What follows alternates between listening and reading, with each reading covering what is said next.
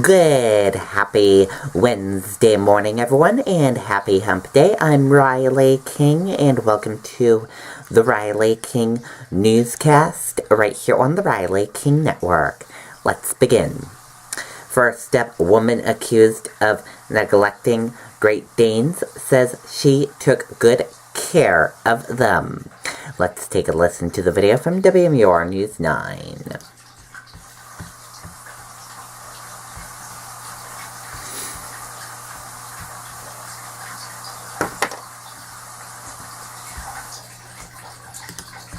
For the first time, Christina Fays is telling her story. The Wolfboro woman is facing 12 counts of misdemeanor animal cruelty after authorities say she kept more than 80 Great Danes living in deplorable conditions in her home in Wolfboro and at a separate location in Bartlett. She previously pleaded not guilty to those charges. During this trial, prosecutors highlighted noise complaints filed by neighbors and claimed some of the animals had illnesses and were underfed, but Fays disagreed. Certainly every morning that floor would be dirty. The puppies would go out and we'd clean it, but nothing to that extent. Fays said prior to moving to Wolfboro in 2015, she asked town officials if it was okay to bring the animals, something she says she was given the green light on. Fays also said she went to town officials to figure out how they could deal with the noise complaints, but she claimed they did not help her. She says when she moved to Wolfboro, she felt she had landed in a town from a Stephen King novel. It's never been warm and fuzzy here. It's never felt like home, and we certainly have never been welcomed, ever. Fays also told the judge she would have never taken on the responsibility of caring for the animals if she could not give them all they needed. They are literally my reason for living. They are my joy. They are my solace. They are my family. And they are all that I care to have in my life. And court just wrapped up actually a few moments ago. Now, this is a bench trial, which means a judge will decide the outcome and not a jury. Right now, no word as to when the judge may make his decision. Live here in Ossipee, I'm Tim Callery, WMUR News 9. Okay, and there you go on that report and that video. We will keep you updated as we get more information into what the judge makes on his decision.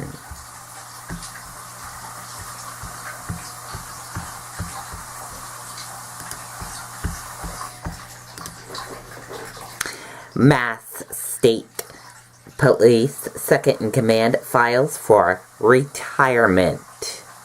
Let's take a listen to the video from WCVB Boston.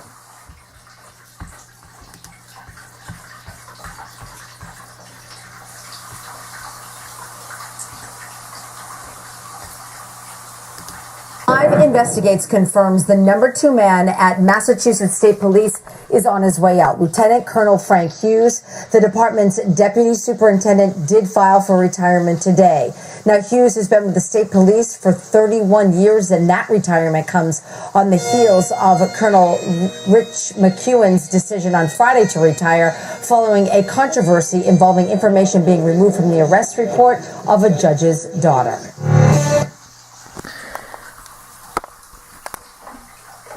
Okay, and there you go on that video and that report. We will keep you updated as we get more information into our newsroom about the whole thing of this second commander filing for retirement.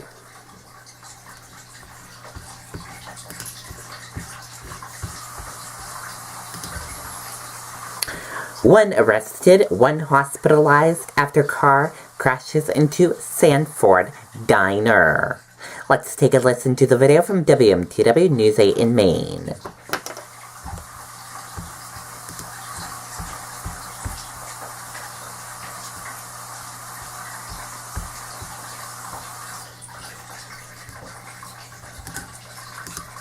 I've always loved making my friends laugh. It started as a hobby.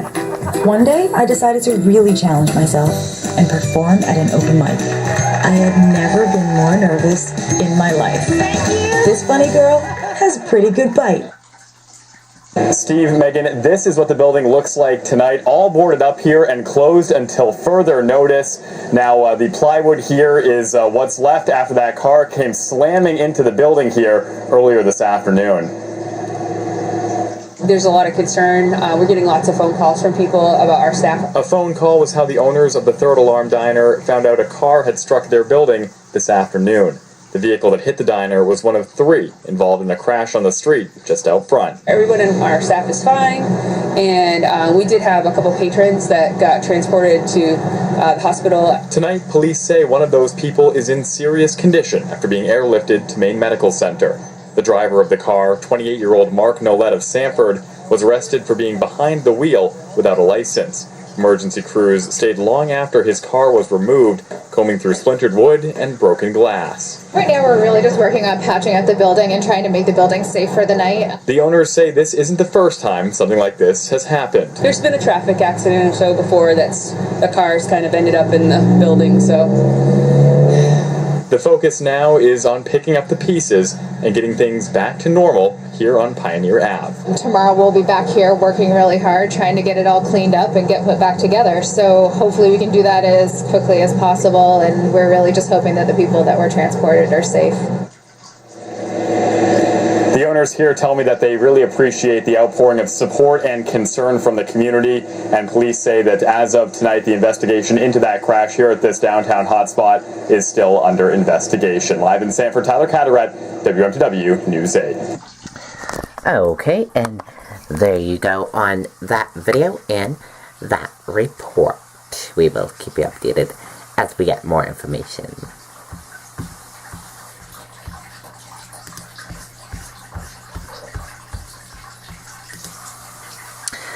Buffett adds to Apple stake blaze further on IBM.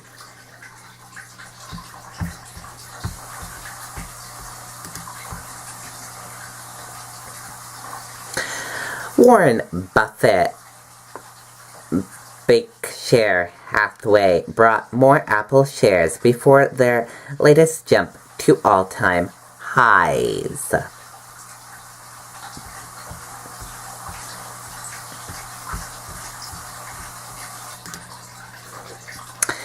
Sessions gives Trump what he wants, a return to crooked Hillary. Let's take a listen to the video from ABC News.